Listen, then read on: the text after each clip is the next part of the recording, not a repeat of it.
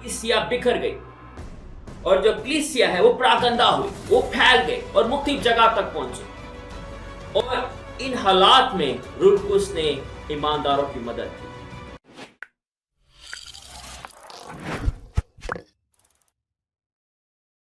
खुदा यीशु मसीह के जलाली और बाबरकत नाम में सबको सलाम। मेरा नाम पादरी शर्जील मुनव्वर है। मैं आपको अपनी इस वीडियो में खुशामदीद कहता हूं। आज हम खास तौर पे गौर करेंगे अमाल की किताब में रुलकुस के 5 काम। कम से कम 5 काम हम देखेंगे कि रुलकुस अमाल की किताब में किस तरह से काम कर रहा है।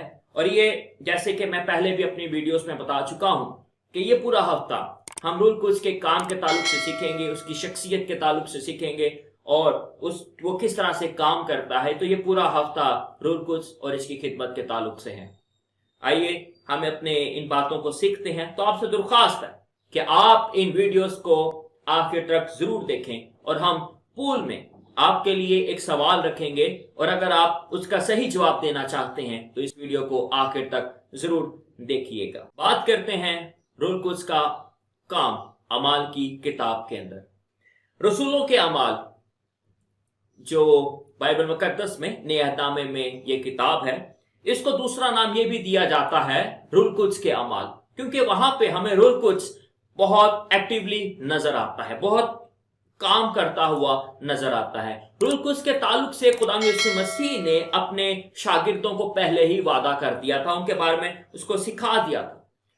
मसीह ने कहा था जब रुलकुस तुम पर नाजिल होगा तो तुम कुव्वत पाओगे और यरूशलेम और तमाम यहूदिया सामरिया में बल्कि जमीन के इंतहा तक मेरे गवाह होगे। अमाल की किताब उसका पहला बाब और उसकी 8वीं आयत। रुलकुस अमाल की किताब में मददगार और दोस्त की तरह काम करता है, जो ईमानदारों की मदद कर रहा है, रहनुमाई कर रहा है और उनको आगे लेकर चल रहा है। तो आज हम 5 बातें सीखेंगे कि रुलकुस ने किन 5 तरीकों से ईमानदारों की मदद की और रहनुमाई की। पहली बात, मौजज़ात।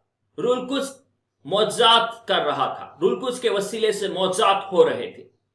सबसे बड़ा मौजज़ा वो वाकया है जो ईद पेंतिकोस्त के दिन हुआ।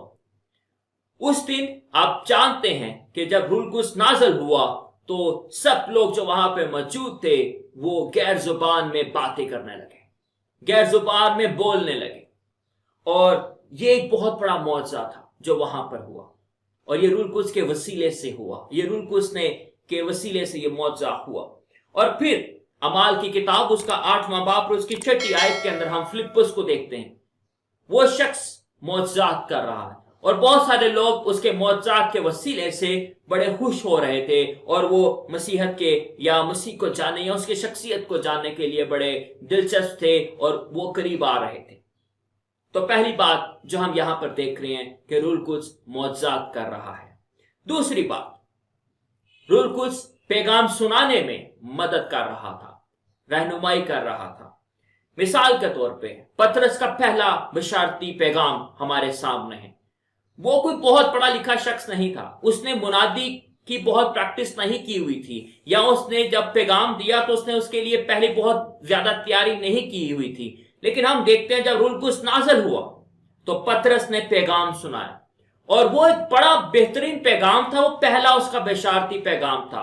रुलकुस ने उसको कुव्वत दी, तनाई दी, हिकमत दी, अल्फाज दिए। जब उसने वो पैगाम सुनाया तो लोगों के दिलों पर चोट लगी और वहां पे वाज़ह तौर पे लिखा है कि लोग मसीह पर ईमान ले आए और उन्होंने मसीह को कबूल किया। ये रुलकुस था जो उसकी रहनुमाई कर रहा था और पैगाम में उसकी मदद कर रहा था। तीसरी बात जो हम रुलकुस की जिंदगी से देख सकते हैं वो ये है कि रुलकुस दलेरी बख्शता है। आप जानते हैं अमाल की किताब को जब आप शुरू से पढ़ते हैं तो शागिर्द घबराए हुए थे, डरे हुए थे, लेकिन जब रुलकुस आता है तो वो बड़ी दलेरी के साथ मुनादी करते हैं, वो बड़ी दलेरी के साथ खुदा के पैगाम को पेश करते हैं। वो खुशी महसूस करते हैं कि जब लोग उनको सताते हैं, जब वो दुख उठाते हैं। तो तीसरी बात ये थी कि रुलकुस उनको दलेरी बख्शता है। चौथी बात, रुलकुस हालात में काम करता है, रुलकुस हालात में उनकी मदद करता है।